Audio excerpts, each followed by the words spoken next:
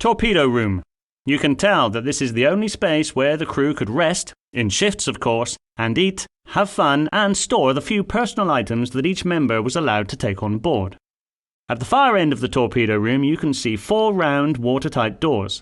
The full armament of the submarine consisted of 8 torpedoes, 4 placed inside the launch tubes and 4 arranged on the 2 sides of the ship under the camp beds, resting on special trolleys called torpedo saddles. To move the torpedoes inside the submarine, the staff would slide the saddles along special rails and use a dedicated winch. In the torpedo room there are 6 camp beds on the right and 6 on the left, one above the other in pairs.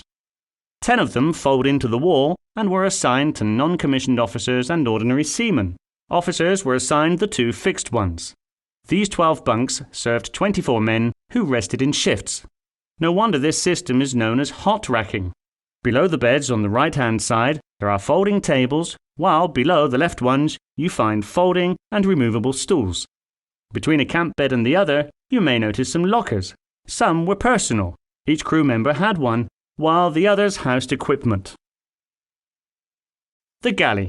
This is a small equipped space where the cook could prepare the meals for the crew using 3 hot plates. You may notice the sink and a small refrigerator.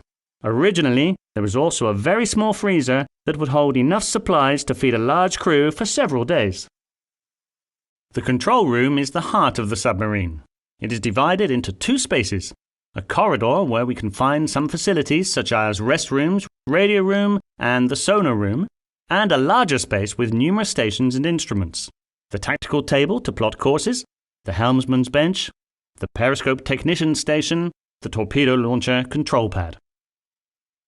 The periscope can be considered the submarine's most symbolic device. Like all devices that protrude from the submarine's conning tower, it is used above water during navigation at periscope or snorkel depth. And like everything else, it needs to be drawn back inside the submarine. Since it is an almost 9-meter long tube, it cannot fit completely inside the tower, and it must be housed in a well positioned just below. The Christmas tree is a control panel with a number of red and blue warning lights. If red lights are on, it means that some external hatch doors are still open and that it is dangerous to dive. The helmsmen find their position on the bench located next to the periscope. The helmsman who sat on the left was in charge of direction.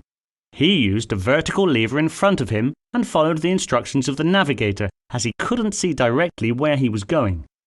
Next to him sat the helmsman in charge of depth navigation, who used 2 gauges. The pulpit bench is used to control the amount of electrical current sent to the engine. It was very important to control the number of revolutions per minute of the electric engine. Only at a specific speed, the noise of the propeller would drop to a minimum, reducing the traceability of the sub. The sonar room is probably the most representative room in a submarine. Submarines have a special apparatus that allows them to understand who is around them while remaining hidden under the water. This tool is called sonar, or more specifically, passive sonar, which uses hydrophones to capture the noise normally produced by an engine or by a moving propeller. The sonar operator working in the sonar room would interpret the sounds picked up by the instruments and give them an identity. Engine room. When the diesel engines were switched on, this space became extremely hot and noisy.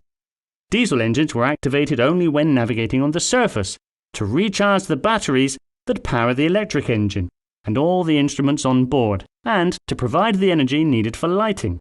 At the far end of the room you can also see the electric engine, the onboard system that powered the propeller and moved the submarine.